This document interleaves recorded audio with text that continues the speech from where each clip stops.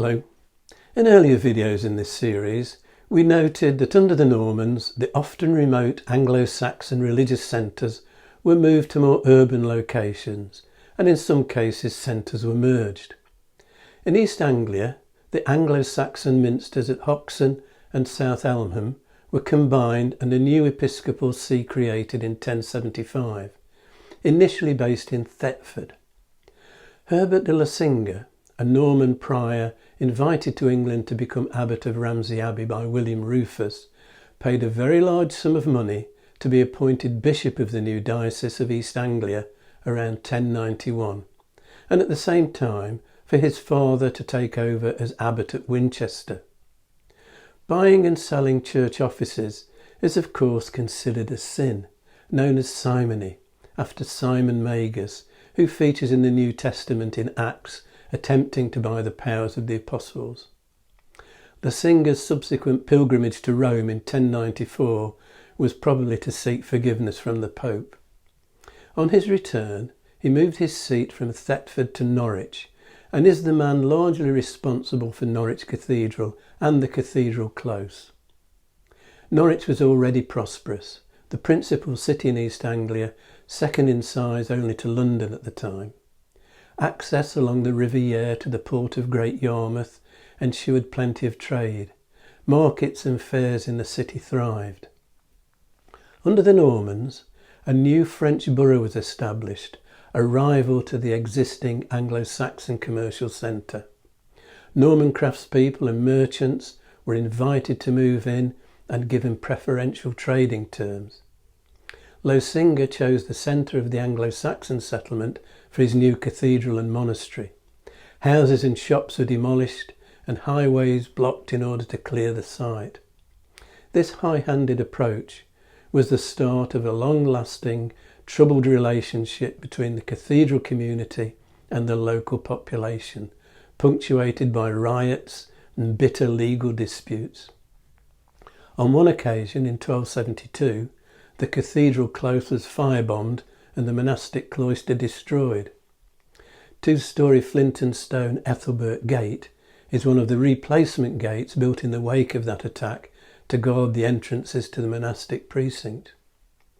Interestingly, the nave of Norwich Cathedral, the part allocated to the people, was the largest in medieval England, with an impressive nave altar, perhaps a nod to the needs of the laity and an attempt to appease. 4 drum-like columns with spiral patterns, modelled on a shrine in St. Peter's in Rome, surrounded the nave altar. 2 of the columns were later built into the pulpitum. Herbert de Losinga laid the foundation stone for his cathedral in 1096. Building was completed in the 1140s. Caen stone was imported from Normandy via the River Yare, and a canal cut from the River Wensum, which joins the Yare close to the city, to the construction site. English stone wasn't good enough for many Normans. In 1361, the spire collapsed, damaging the cathedral's east end. Above the Romanesque arcade and triforium, it was rebuilt in perpendicular Gothic style with a higher clerestory. A stone vault replaced a timber roof in the mid-15th century. Despite these and other subsequent alterations and rebuilding, Norwich remains one of the most complete Norman Romanesque churches in Europe. Stand inside and imagine a timber roof instead of a stone vault, and take out the window tracery, and you can glimpse Herbert de Losinga's cathedral. Unlike most medieval cathedrals, Norwich, like Durham and Winchester, was never plastered and painted. It does have ornamental elements, however. There are around 1,000 roof bosses, more than any other cathedral. Bosses have a decorative purpose and are also functional. They cover a joint and act as keystones to hold stone ribs in place. The elaborate carved and painted bosses at Norwich by master craftsman Bryce the Dutchman depict a range of dramatic images, including the biblical story with events in sequence from the Garden of Eden and Noah's Ark through to the life of Christ and scenes from Revelations. Outside, Surface decoration includes blind arcading and billet moulding, characteristic elements of Norman Romanesque architecture. In 2002, to celebrate the Queen's Golden Jubilee, a labyrinth representing a spiritual journey was laid out in the cloister garth. Shrines containing holy relics, attracting pilgrims and gifts, and conferring status were an important subsidiary business of the medieval church. The popularity of the shrine of St Swithin at Winchester featured in part 5 of this series. Norwich had no shrine. There was an emphasis on St Felix, East Anglia's first bishop, and the man credited with introducing Christianity to the area. Felix established a religious centre on the Suffolk coast, possibly at Dunwich, not far from Felixstowe, at a site now lost to coastal erosion.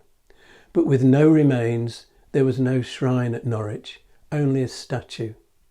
However, in the mid-12th century, William of Norwich, whose death at the age of 12 resulted in an accusation of ritual murder by the Jewish community, was acclaimed a martyr and miracles were attributed to him.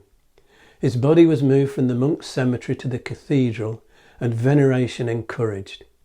A Life and Miracles of St William of Norwich, written by Thomas of Monmouth, one of the monks attached to the cathedral, gave the cult impetus and may well have been financially motivated. Although celebrated as a saint locally, William was never officially canonised. Next time I shall say more about saints and shrines in medieval England. If you've enjoyed this video, hit the like and subscribe buttons and click on the notification bell to be informed when the next video is available, or you can subscribe by clicking on the rose window over my shoulder.